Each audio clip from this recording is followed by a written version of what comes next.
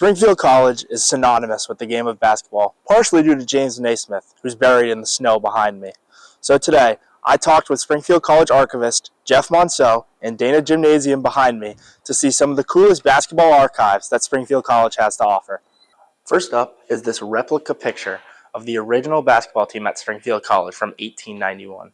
This picture recently got here in fall of 2025 after a long trip from Landover, Maryland at the old Civic Center, home of the Washington Bullets and Washington Capitals of the NBA and NHL respectively. This effort was due in large part to Springfield alumnus David D. Pasquale from the class of 1992, who connected with an old friend, the swimming coach at the Naval Academy, to bring the painting back up to Springfield during a trip up here for a meet. The funny thing about the picture is no one knows who painted it or how it even got to Maryland in the first place.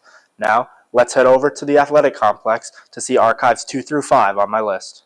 As you head into the athletic complex, you're greeted by these stained glass style windows behind you. Monceau explained that these are actually the original copies from the Basketball Hall of Fame while it was located on the Springfield College campus in the old Health Science Center. Although they're a little faded now, with a little bit of time and money, they can be restored to their original beauty.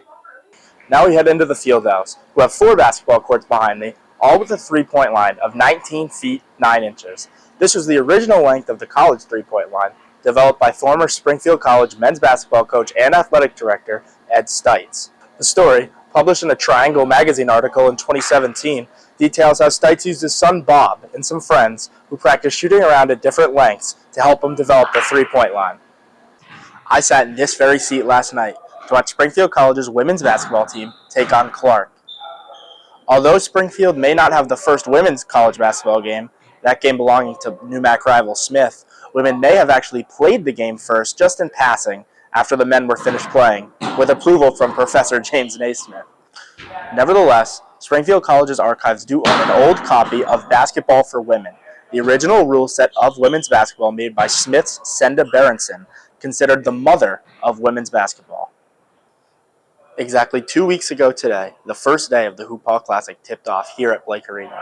Legends of the game like Kyrie Irving, Kevin Durant, and Jason Tatum are part of the company that has both played in the Hoop Hall Classic and lifted the Larry O'Brien Trophy.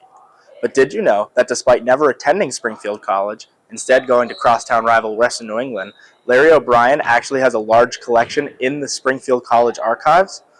O'Brien began his career in politics, becoming head of the Democratic National Convention twice, and was the overseer of the DNC during the Watergate scandal in the early 70s. In 1975, he transitioned to basketball, where he became the NBA commissioner.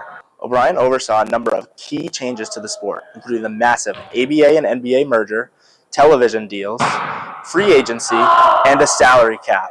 I wonder what he would have thought about all this second apron drama. For more on the archives, visit the website at Archives and Special Collections on the Springfield College website. With SCTV3, I'm Nick Pantages.